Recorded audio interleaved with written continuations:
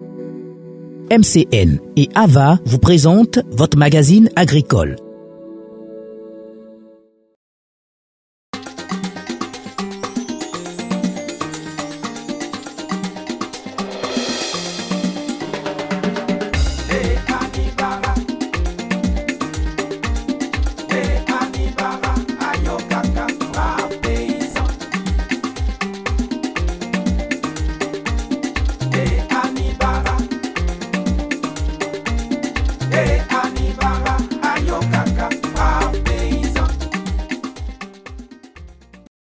Mesdames, Mesdemoiselles et Messieurs, bonjour. Nous sommes au Salon international de l'agriculture qui se déroule tous les ans à la porte de Versailles en France. Pour le bonheur de tous nos fidèles téléspectateurs, nous effectuons tous les ans le déplacement pour vous faire vivre ce salon. Vous le savez, ce salon a pour thème l'agriculture, une activité collective. Tout le monde doit participer au développement de l'agriculture, raison pour laquelle vous découvrirez de nombreux pays présents à ce salon international. Ça se passe de commentaires. Nous voulons vous faire vivre ce salon. Suivez-moi.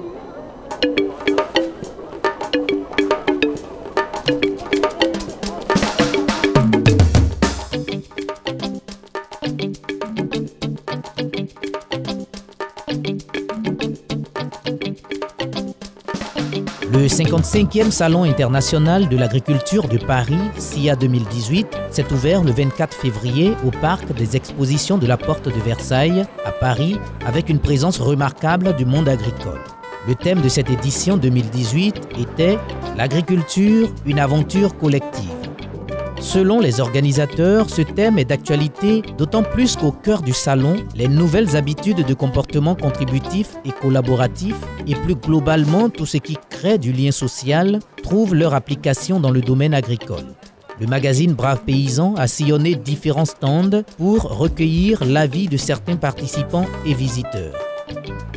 Nous sommes à l'intérieur du Salon international de l'agriculture avec un ami de la Côte d'Ivoire. Je préfère le laisser se présenter. Bonjour monsieur. Bonjour madame. Alors, vous allez vous présenter, même si quelques Ivoiriens vous connaissent déjà. Donc je suis à l'Agence française de développement chargé d'une équipe qui s'appelle Transition écologique et gestion des ressources naturelles, qui comprend toutes les personnes qui s'occupent d'agriculture, de développement rural, de protection de la biodiversité, des forêts et des pêcheries, mais aussi d'eau et d'assainissement. Super, donc vous savez que ce thème nous intéresse, nous Ivoiriens, nous Africains. Et pour cette 55e édition du Salon international de l'agriculture, l'accent est mis sur quoi? La sensibilisation? Alors, pour ce qui concerne l'Agence française de développement, avec son partenaire ordinaire qui est le CIRAD, Centre international de la recherche agronomique et de développement, nous choisissons tous les ans un thème. Et cette année, nous avons choisi de consacrer cette semaine du salon à l'agroécologie. Alors l'agroécologie, c'est un mot qui est de plus en plus utilisé avec des variantes. D'agriculture de conservation par exemple, d'agriculture intelligente face au climat. Il y a beaucoup de discussions qui sont un peu théoriques, mais lorsque vous êtes chez un agriculteur, la question qui se pose, c'est comment je produis le mieux, c'est-à-dire le plus gros volume de production dans les meilleures conditions économiques. Et quand vous êtes un politique, vous vous intéressez aussi aux conséquences du mode de production sur l'environnement, sur la santé et sur la balance commerciale et sur les emplois.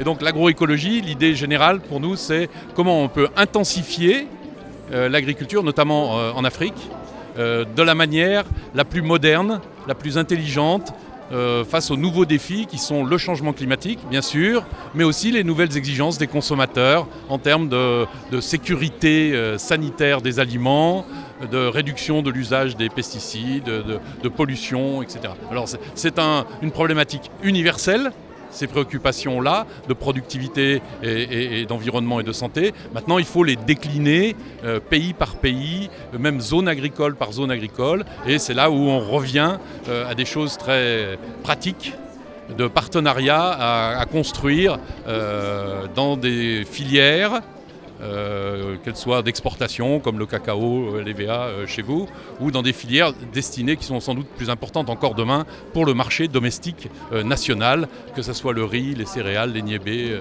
les ignames, etc. Et donc nous considérons dans ce partenariat ici, avec le CIRAD, qu'il y a un tel besoin d'innovation et de transmission de ces innovations des chercheurs aux producteurs, que nous devons nous travailler ensemble, d'être des partenaires. Voilà, c'est ce qu'on essaye d'expliquer à tous nos visiteurs sur le centre en donnant des exemples.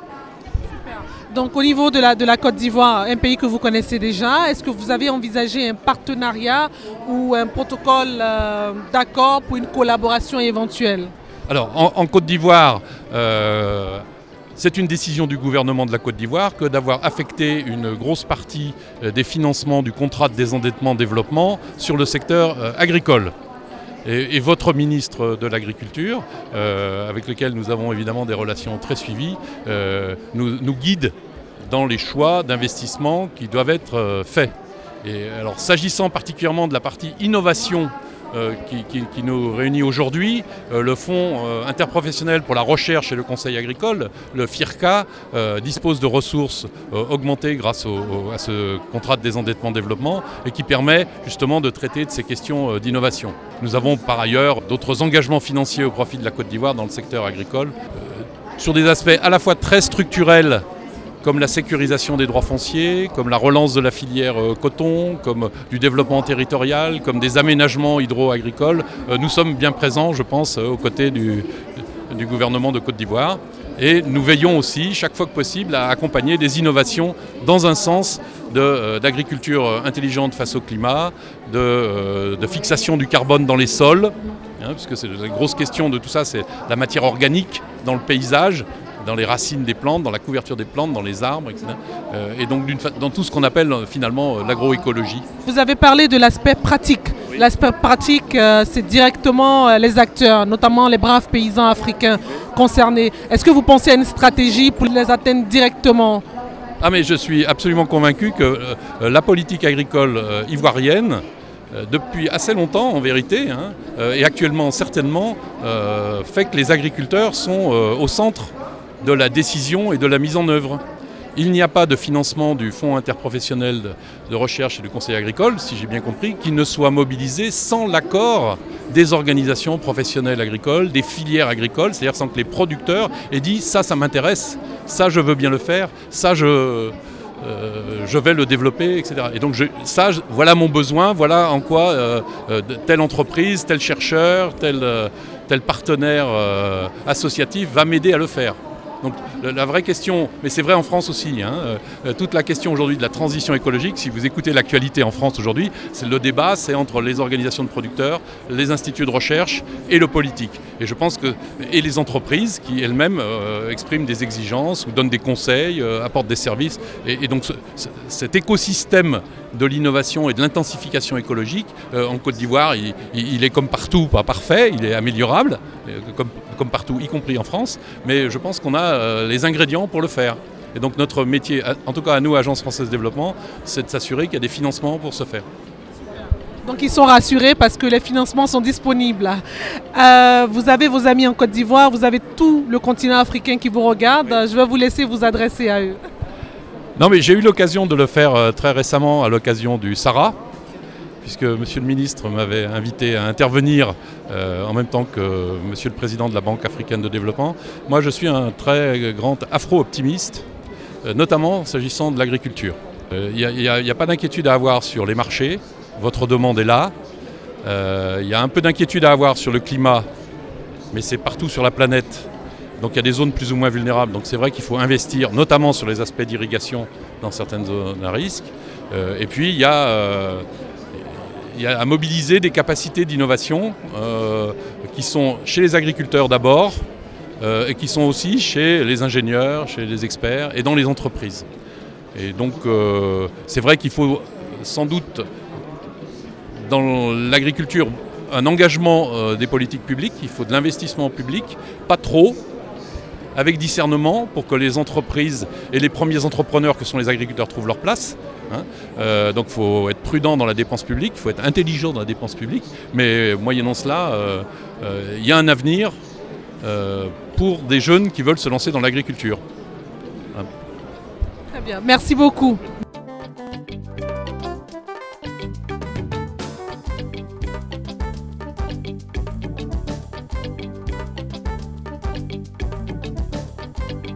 Je suis avec le correspondant du cacao pour le CIRAD. Monsieur, bonjour. Bonjour. Vous allez vous présenter et nous dire exactement au niveau de la Côte d'Ivoire les recherches que vous avez déjà effectuées. Bonjour, donc moi je m'appelle Christian Silas et en fait je dirige une unité de recherche sur les maladies et les ravageurs des cultures pérennes tropicales. Et à ce titre, on a travaillé en Côte d'Ivoire sur plusieurs filières, principalement la filière cacao, mais également la filière café, la filière EVA, pour essayer de résoudre certains problèmes, notamment de maladies, de ravageurs sur ces différentes cultures. Vous êtes bien informé, je le suppose, sur le fait qu'actuellement en Côte d'Ivoire, nos braves paysans sont confrontés à quelque chose dont on cherche l'origine, on cherche le remède également, le swell and shoot. Oui. Alors le swell and shoot, c'est une maladie à virus, donc c'est un virus qui est transmis par des cochenilles farineuses, qui affecte effectivement la cacaoyère ivoirienne et qui a été découvert pour la première fois dans les années 30, 1930, au Ghana, et en fait qui existe également au Togo, un petit peu au Nigeria. En Côte d'Ivoire, cela existait déjà depuis fort longtemps, mais à l'est de la Côte d'Ivoire. Et c'est depuis le début des années 2000 que cette maladie explose dans plusieurs foyers sur le territoire ivoirien. Quelles sont selon vous la technique qu'il faut adopter pour résoudre ce problème ? En fait, je pense qu'il faut agir sur plusieurs leviers. Déjà, avec le CNRA, le CNRA a des programmes d'amélioration génétique du cacaoyer. Donc, il continue à travailler pour améliorer la résistance du matériel végétal à ce virus. Bon, disons que les résultats progressent, mais c'est vrai qu'avant de mettre des variétés complètement résistantes, ça va prendre du temps. Donc en attendant, on propose des méthodes de lutte contre les cochenilles, ou du moins d'éviter leur propagation dans la cacaoyère ivoirienne, notamment par l'utilisation de barrières végétales, par des moyens de lutte biologique contre les cochenilles. Donc c'est différents leviers sur lesquels on peut agir. Alors notre cible, c'est vraiment les braves paysans, les acteurs, c'est l'aspect pratique. Donc ils sont nombreux à nous regarder. Quels conseils vous pourriez leur donner ? Bien, déjà, c'est sûr que s'ils voient des cochenilles, je pense que c'est intéressant d'essayer d'éliminer les cochenilles qui existent dans la cacaoyère, parce que ce sont ces insectes qui transmettent le virus. Donc déjà, quand il y a des cochenilles, effectivement, il y a un danger potentiel.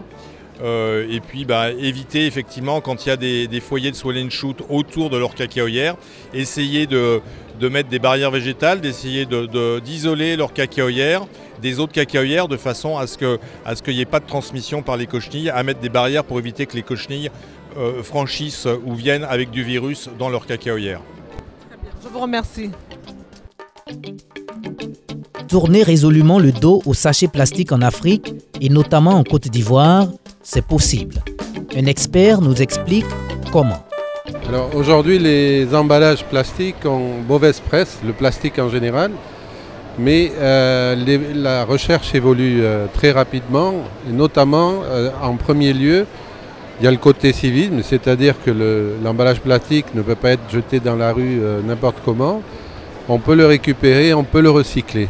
Et le recyclage fonctionne de mieux en mieux, surtout à partir de polymères facilement recyclables. Il y a l'incinération et puis nouvellement il y a tout ce qui est biodégradable, donc biosourcé, et on pense très certainement aux déchets alimentaires qui ne peuvent pas être exploités. Alors il y a bien sûr l'alimentation animale, mais on arrive aujourd'hui à créer de la matière plastique à partir de la matière végétale. Et notamment, je pense à la graine de coton, donc qui est largement utilisée. On va utiliser sa graine justement pour faire de l'huile, mais également le déchet, la coque qui va rester, eh bien, on va pouvoir la transformer en matière plastique. Et l'Afrique, et je pense la Côte d'Ivoire, a des ressources à ce niveau-là très importantes. Donc il serait bien qu'il y ait des orientations pour la protection de l'environnement et la valorisation de cet environnement. Et je pense que ce sont des projets qui méritent beaucoup d'attention. Le SIA permet à tous les visiteurs de découvrir beaucoup de produits agricoles. Un tour dans le hall 5.1 nous a permis de découvrir la banane de Guadeloupe et de Martinique. Je suis Philippe Ruel et je dirige l'Union des groupements de producteurs de bananes de Guadeloupe et Martinique. C'est-à-dire qu'on a une coopérative en Guadeloupe, une en Martinique, et moi je dirige l'Union qui est ici dans l'Hexagone et en Europe pour commercialiser et promouvoir la banane de Guadeloupe et Martinique. En Martinique et en Guadeloupe, on a deux productions qui tirent un peu l'ensemble des productions agricoles. Ce sont le rhum d'un côté avec les rhums AOC, c'est-à-dire les appellations d'origine, et puis la banane qui occupe 8000 hectares, donc 3000 en Guadeloupe et 5000 en Martinique, et qui emploie 6000 personnes. Donc c'est important dans l'économie locale et l'aménagement de ce territoire, parce qu'on a 600 planteurs, et pour produire 270 000 tonnes, en Côte d'Ivoire, par exemple, vous avez à peu près 300 000 tonnes, mais avec beaucoup moins de planteurs. C'est une production assez différente. Nous, on est resté sur une exploitation assez familiale, avec 13 hectares de moyenne. La banane antillaise, en Guadeloupe et Martinique, a subi une grave crise financière en 2003. Il y avait 6 groupements de producteurs, il y avait 12 metteurs en marché, et chacun avait sa marque de banane. Et en 2004, on a décidé de mettre nos efforts en commun, d'avoir une coopérative sur chaque île et une union de coopératives avec une seule marque, la banane de Guadeloupe et Martinique, et un seul bureau commercial qui commercialise 100% de la banane de Guadeloupe et Martinique. Et donc ça nous a donné une force. Et derrière, on peut développer effectivement des concepts vis-à-vis de la grande distribution, française principalement, mais européenne aussi, pour valoriser la banane de nos producteurs.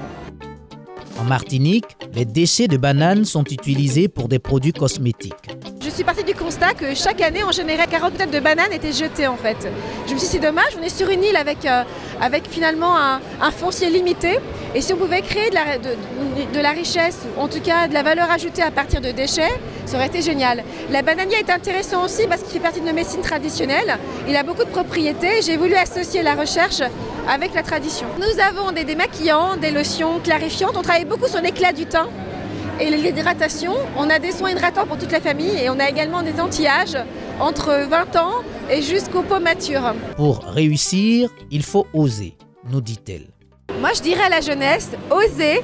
À partir d'un déchet, on fabrique un cosmétique qui est vendu maintenant dans le monde entier. Donc, soyez ambitieux, n'ayez pas peur d'oser vos rêves les plus incroyables. Quand on pense qu'à partir d'une peau de banane, on arrive à en faire un cosmétique, moi, je trouve ça formidable. Alors, je compte sur vous, créez, entreprenez. Cette jeune entrepreneur reçoit les félicitations de visiteurs. Cadalis, je vous souhaite une belle réussite entrepreneuriale parce que vous êtes une marque aux valeurs fortes, aux valeurs à long terme aussi quelque part parce que le bio c'est l'avenir, respectueuse de l'environnement et puis les produits sont de qualité, les packagings sont soft, épurés et ça fait plaisir de voir des marques comme ça aujourd'hui tenues par des femmes et portées par des femmes. Le BCTI est le Bureau de coopération technique internationale de l'ensemble des organisations d'éleveurs françaises. Il assemble leurs compétences afin d'offrir une palette complète de services pour le développement des filières bovines, ovines et caprines. Il nous reçoit.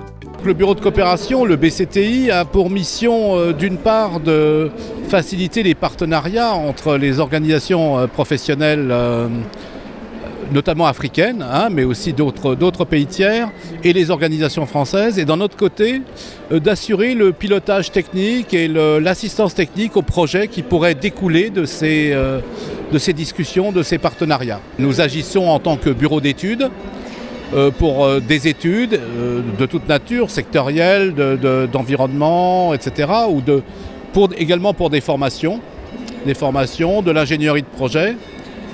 Et nous en parlions tout à l'heure avec Monsieur le Ministre, nous avons évidemment un regard amical sur la Côte d'Ivoire qui a un potentiel important en matière d'élevage, qui a des besoins, qui intéresse d'ailleurs pas mal d'entreprises françaises et notamment des groupes d'éleveurs français qui s'intéressent à des sites particuliers comme je pense au ranch de la Maraoué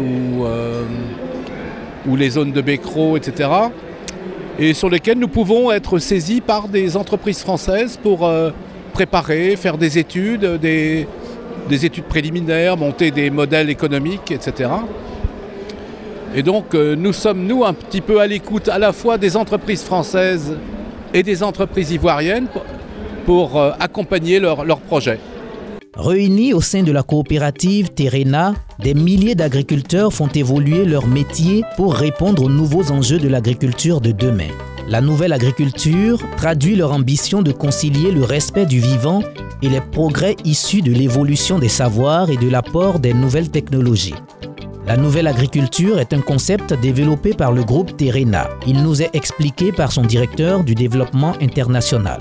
La nouvelle agriculture, c'est l'ancrage et l'aboutissement de 10 ans de travail de la recherche et de l'innovation Terena, qui est parti du constat mené donc avec nos adhérents, avec nos agriculteurs, où la vocation même de la coopérative est de pouvoir valoriser les productions des agriculteurs et accompagner la pérennité des exploitations. Donc la nouvelle agriculture, c'est un nouveau concept, un nouveau positionnement, une nouvelle expertise et conduite agricole pour pouvoir proposer aux consommateurs des produits sains, de qualité, à des prix maîtrisés.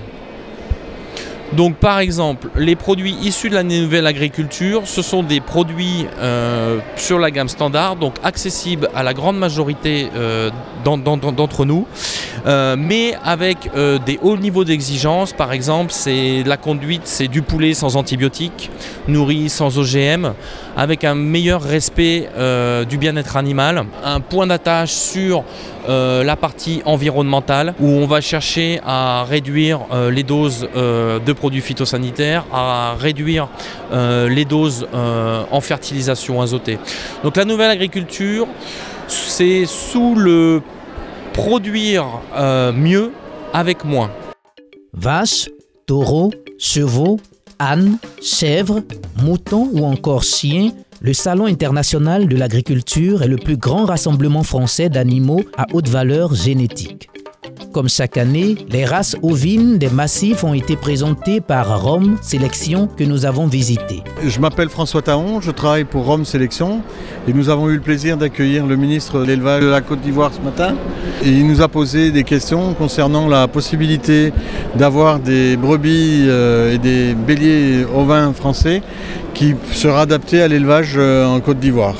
Nous, ce qu'on lui propose, c'est d'essayer de faire venir en Côte d'Ivoire 10 ou 15 béliers de race rustique française et de les garder dans un lieu un peu fermé pour les protéger des maladies qu'ils pourraient avoir transmises par les insectes, et de les mettre à la reproduction avec des brebis ivoiriennes. Comme ça permettrait d'avoir une protection par la mer contre toutes les maladies qu'ils peuvent avoir, parce que nos animaux ne sont pas résistants naturellement aux maladies. Ils sont résistants aux maladies françaises mais pas ivoiriennes. Et donc après on aurait des agneaux en croisement et qui seraient bien conformés mais qui auraient la protection par la maman. Il s'agit de races pour faire de la viande. Elles ne sont pas sélectionnées pour la traite, donc on ne peut pas faire de lait avec. Mais par contre, elles sont sélectionnées pour avoir pas mal d'agneaux, et des agneaux qui sont bien conformés, qui sont bien ronds, qui ont beaucoup de viande et qui vont pousser, qui vont grandir assez vite. Et ça dans des conditions d'élevage un petit peu difficiles, avec une herbe qui n'est pas toujours la meilleure possible, sans concentré ou avec très peu de concentré. Donc nous, on pense qu'il y a vraiment de la place en Côte d'Ivoire pour essayer cette race, qui vient du sud de la France. Et donc dans des conditions, en été, il y en a souvent des sécheresses assez longues, et donc nos races sont naturellement habituées à passer des périodes difficiles.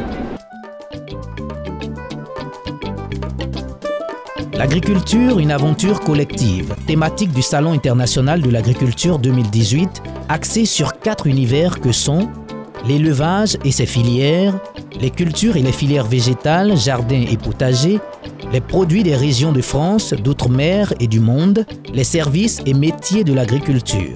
Ces 4 univers ont rythmé les 9 jours de célébration de l'agriculture française. La fréquentation de la 55e édition du Salon de l'agriculture est en hausse de près de 9% avec 672 570 visiteurs. 68 délégations étrangères ont foulé les allées de la porte de Versailles. Au total, plus de 40 visites de responsables politiques français se sont déroulées dans les allées du Salon international de l'agriculture, SIA, à commencer par le président de la République, Emmanuel Macron. Le SIA a pris fin le 4 mars 2018. Certains l'ont choisi pour sa fiabilité. Car si le travail du champ est dur, avec les bons outils on y arrive toujours. D'autres disent que le bon outil fait le bon planteur. Et avoir toujours un magasin à proximité pour être aidé et conseillé dans ses tâches, ça compte. Nous avons tous une bonne raison d'aller chez MCN. C'est terminé pour ces 26 minutes. J'ai été très heureuse de vous présenter cette première partie de l'émission Brave Paysans consacrée à la 55e édition du Salon international de l'agriculture. Pour tous vos avis et suggestions, vous pouvez nous contacter à l'adresse qui s'affiche au bas de votre petit écran pour découvrir la participation de la Côte d'Ivoire, du Mali, du Sénégal, du Maroc et de tous ces pays africains qui ont effectué le déplacement. Rendez-vous dans 15 jours à la même chaîne, à la même heure également. Que Dieu protège l'Afrique. Vive le continent africain. À très vite.